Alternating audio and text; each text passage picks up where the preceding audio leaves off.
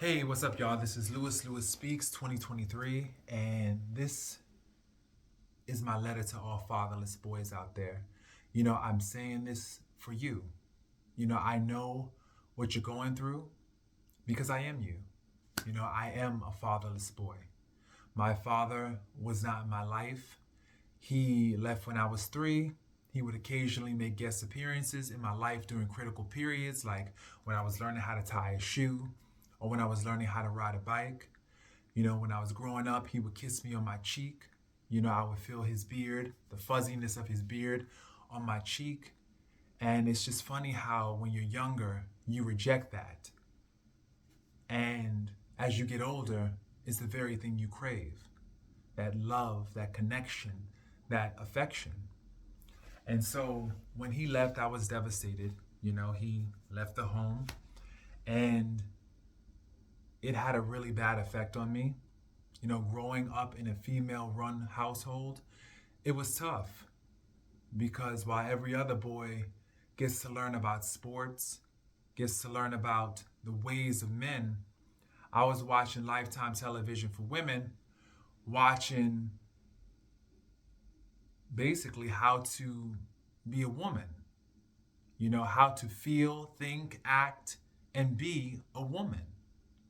My mother, she was a single parent and she was operating from that lens as a single mother. And I borrowed her vision. I began to see the world through her eyes. Now if my father was in the picture, I could have borrowed his vision because that's what we do. That's what parents impart to their children. They impart and let them borrow their vision. And ultimately, the child uses that gift that the parents impart and they begin to see the world through their own eyes, but also with the gift of their parents' vision. I needed the gift of my father's vision. I was robbed of that gift. And so I saw the world through a single mother's eyes, through a woman's eyes. I could tell you how to do hair. I could tell you how to keep your vagina clean. I could tell you how to avoid toxic relationships with broken men. I could tell you how men ain't nothing. But I couldn't tell you how to appreciate the male identity. And so I grew up in these homes, in this home, and I was just missing that. I was missing that tenderness, that look that a father gives his son when he approves. When he approves of him. I never saw that look. Not many boys do who grow up in fatherless homes. We see the look of sadness on our mother's eyes, or in our mother's eyes. We see the look of worry in her face. We see her loneliness and how she lays on her bed, cries herself to sleep at night, and tries to soothe herself with food and other comforts. We see our mothers try to date and try to bring new men into the picture. And we, as sons, as boys, resist this because we learn early that we are the man of the house. We learn early that we were the ones that will protect our mothers when our fathers weren't around. But there's but so much a son can do. And so that makes the son feel even more powerless. And so, once again, another wound to heal. Another wound to his masculine identity. It's to the point where the son doesn't know who he is as a man. Either he goes one of two ways. He becomes this archetype of what he believes a man is. Hypersexual, angry, abusive, under the guise of strength. He can go that way, or he can go another way, which is hyper feminine mannerisms, the limp wrist, how they talk. All this in an attempt to find his father. So, what does a young boy do with all this information? What does he do?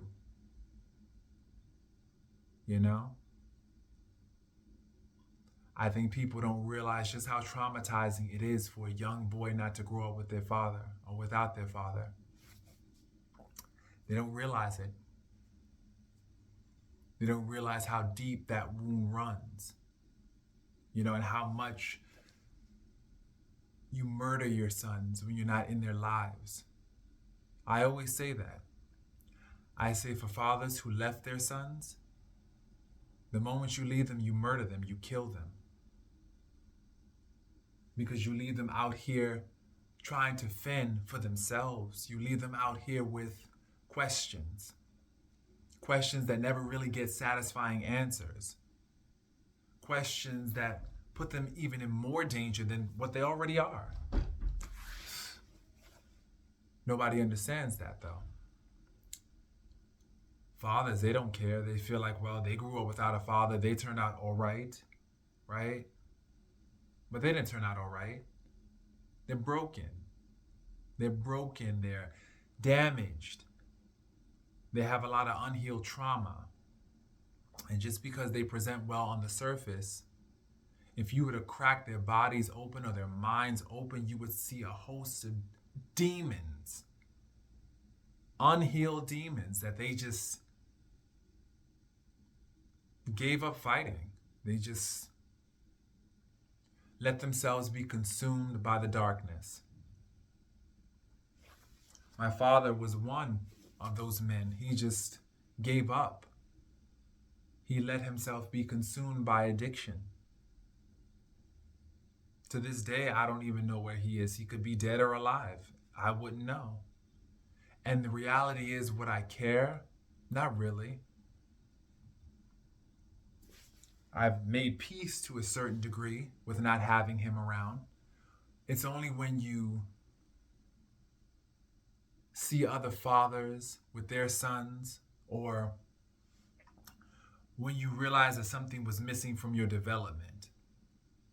Like if you see your coworkers talking about sports and they're bonding over sports, and you know that they had fathers in their lives, strong, masculine, positive role models, And you feel like, I could have had the insight on this. I could have fit in here if only I had my dad to show me the ropes on how to interact with men effectively, in a platonic way and not in a sexual way. Because truth be told, I gotta be real.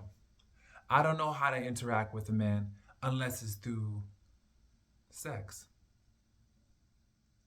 If there's no desire there, sexual desire, I don't know how to interact with a man. I am genuinely at a loss. I feel like it's like speaking a different language. I have to know that the man desires me, and then I can safely interact. Funny thing is, when I say safely, I use that term loosely because it's really a danger that I put myself in with these dudes, or used to, because I don't anymore, because I realized that it was unhealthy.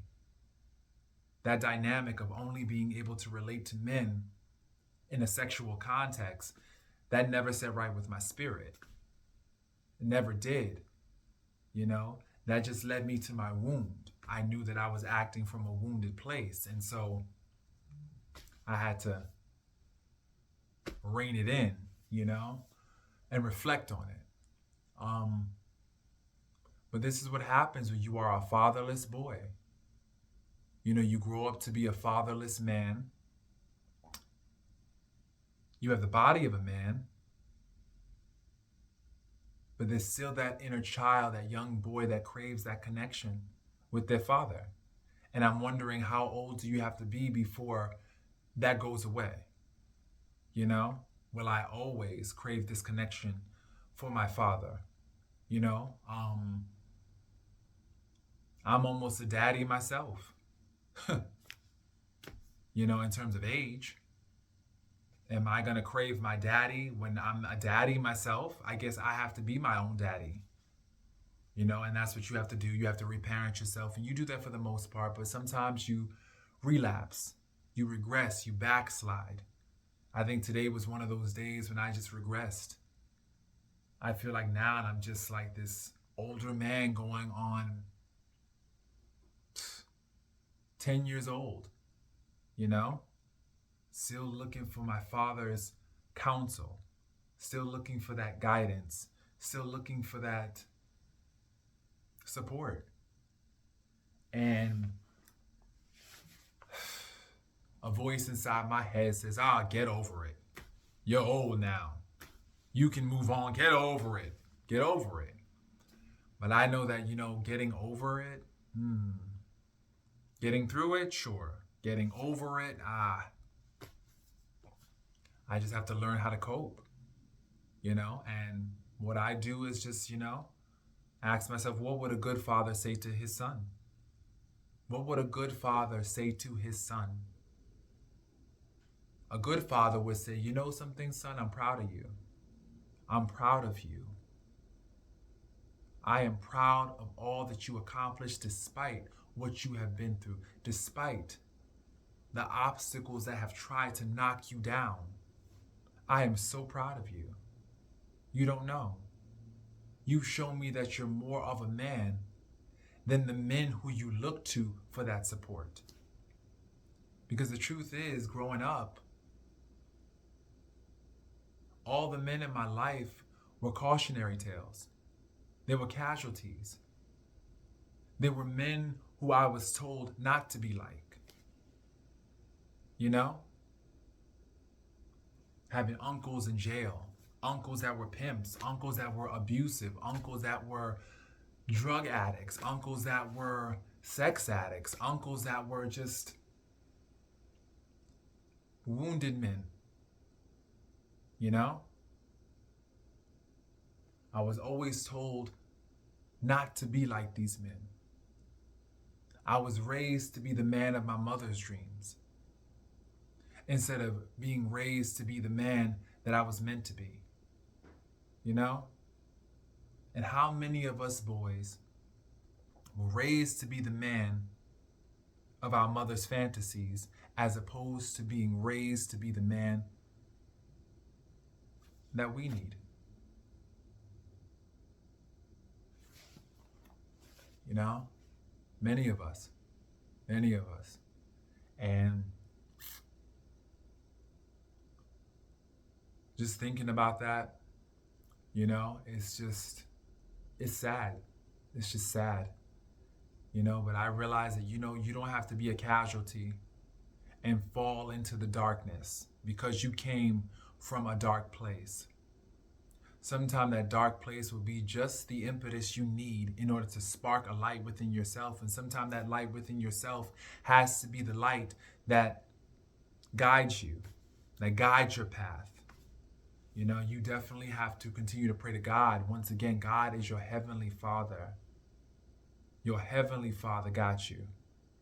In the scriptures, it says that he looks out for widows and fatherless boys. You know? He looks out for the fatherless boy, and that's important because there's so many things that you can get into without the proper guidance, without the proper protection, because I realized that what a man symbolized to me was protection. Who protected me? Who protected me and watched over me? I'm still seeking that protection, you know? And I realize that I have to rely, for one, on my Heavenly Father for that protection, which I have been doing always, and also myself, my voice, me speaking up. That's my protection. Learning how to articulate my needs. That's my protection. And that's important. And this is why I am vulnerable on these videos. This is why I speak my truth openly, because I want other people to, for one, understand. And also I want them to know that they're not alone, especially fatherless boys and young men who struggle with the father wound. I want them to know that they are not alone in this struggle, and that someone does see them, someone does hear them. They're not alone. And that's why I do it. That's my motivation right there. So I'm hoping that whoever's watching this can definitely benefit from this and know that they are not alone and in this struggle by themselves. They have a brother in the struggle. Me, I'm here. So anybody that wants to talk, anybody that wants to, connect, definitely comment. Just let me know your experiences, If you didn't have a father in your life, trust you are not alone. You are not alone. So many people have not had a father. And thankfully, what I'm seeing is more responsible fathers starting to emerge. And to the responsible fathers out there, I salute you. I salute you, because you don't know that you are the first line of defense in your son's life. So for you to stand in their lives and continue to be consistent, even when it's not always easy, even when you might have conflict with the baby's mother, even when you might have issues that you're still battling yourself, you still manage to be present for your sons. Just know that you are a soldier who deserves to be celebrated. And so for all the good fathers out there, I definitely celebrate you. But the fathers out there who are struggling to be in their child's life, it's not too late. Please fight to be in their lives. Because if not, you're going to definitely see just a lot of dysfunction. You're going to see how your offspring, your child struggles out there, looking for you, searching for you in so many dark places. You can save them. You can save them. So save them. Just be there. Be present. Listen. Provide that guidance, that support, that protection, that love and that tenderness, that tender care. Provide that. And so this is Lewis Speaks, wishing everybody a wonderful, wonderful 2023. Peace, y'all.